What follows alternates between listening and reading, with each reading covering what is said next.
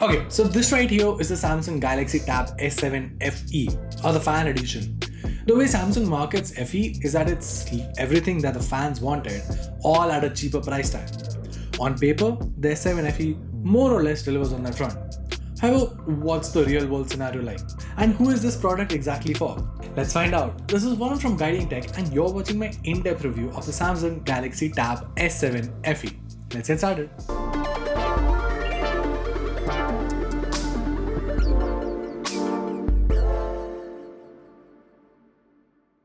Alright, so let's start off with the design first. The 12.4-inch tablet isn't small by any means, but at about 600 grams is quite portable. Of course, the size means that 100 usage is out of the picture, but that is kind of to be expected. The build quality here is pretty good, thanks to the metallic finish. In fact, some of my favorite phones of all time came with a metallic build, and it's nice to see Samsung offer the same experience here. The blocky design here has curves that could have been a tad bit softer, but I'm not really complaining. Similar to the expensive models, the Tab 7 FE comes with the S Pen and it attaches magnetically to the back of the tablet. Now I'll talk more about the S Pen in just a bit, so keep watching. Unlike the expensive models, there is no IP rating here, so I wouldn't really advise taking a trip to the pool or using it on the rain. That being said, overall the Tab S7 FE scores very high points in terms of design. Moving along, there's the display.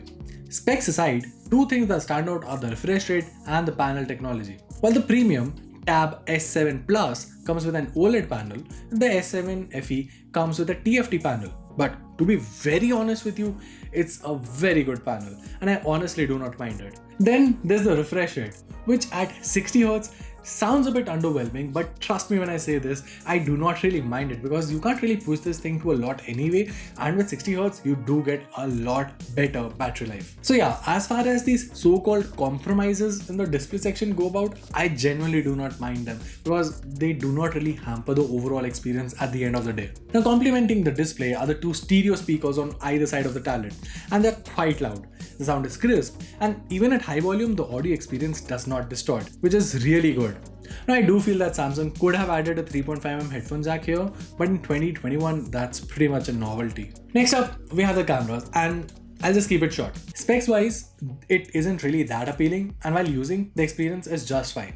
So basically, apart from creators, I find it hard to imagine someone using the rear camera on the tablet, so the 8MP camera here is fine. The selfie camera could have been a bit better, but then again, if you compare it with most laptops on the market right now, the selfie camera here is far better. So much so that the Galaxy Tab S7 FE was my preferred choice of device for video calls in the time that I've been reviewing it. Okay, so now let's talk about performance. The Snapdragon 750G coupled with 6GB of RAM is pretty good since it offers a good balance of performance with multitasking. Of course, some folks will say that it does not have the flagship chipset, but then again, this isn't Samsung's flagship tablet either. For what it's worth, the Snapdragon 750G works very well, whether it's browsing web pages, editing pictures in Lightroom, or watching movies. Speaking of premium things, the S7 FE also comes with Samsung DeX, which basically emulates a desktop environment.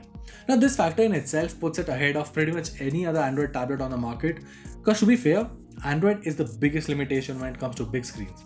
Like seriously, Android is not optimized for big screens, and Samsung Galaxy DeX in itself is a much better way to use, well, a bigger screen like this. It literally bridges the gap between a tablet and a desktop because, well, it's a desktop mode on a tablet, and genuinely it works very well. Now while we're on the topic of experience, Samsung offers two accessories to enhance the experience, namely the S Pen and the keyboard cover.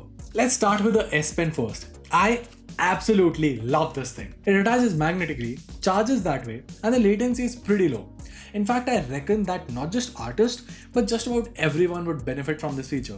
It's a tool that definitely enhances the experience, whether it's jotting down notes or highlighting things inside a document or simply doodling on something. Now, as good as the S Pen is, the keyboard cover lies on the opposite end of the spectrum. And the idea here is to use the keyboard with the tablet so that the end user experience is similar to that of a laptop.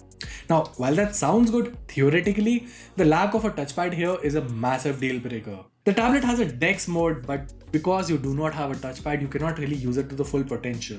So yeah, I mean, paying about 12,000 for that keyboard case is not something that is justified. I mean, the S Pen is an exceptionally great value for money, and that thing is included in the package, so that's great. On the other hand, you have the keyboard case, which Well, it had so much potential, but simply by removing the touchpad, they have reduced its potential to quite a lot. Lastly, there's the battery life, and combine those specs with a massive 10,090 mAh battery, and you're talking days before this thing dies. Like seriously, you can game on this, attend calls, watch movies and TV shows, browse the internet, and still be left with more than enough juice at the end of the day. As far as battery life goes, there are no complaints whatsoever. I do have a slight bit of complaint, however, when it comes to charging this tablet.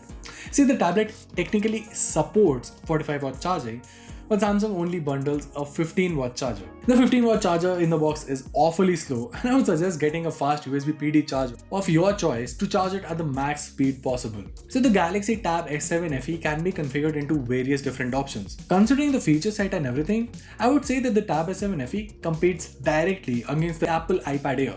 The advantage in Samsung's favor is that you get an S Pen in the package. The Galaxy Tab has arguably a better battery backup and makes a lot of sense for students and teachers alike. Now, while I'll agree that most creators and digital artists might lean towards iPad Air simply because of the app support, I still feel that the Tab S7 FE appeals to a wider audience, and that's Samsung game all along. With all of that being said, can you use this tablet to replace your laptop? Well, for someone like me, no, because I use my laptop for a lot of productivity tasks. With that being said, if your primary needs are more towards educational and teaching and creativity stuff, like, where you're an artist and want to create digital art, the Tab S7 FE is an easy recommendation. Like seriously, a tablet like this makes everything easier for you.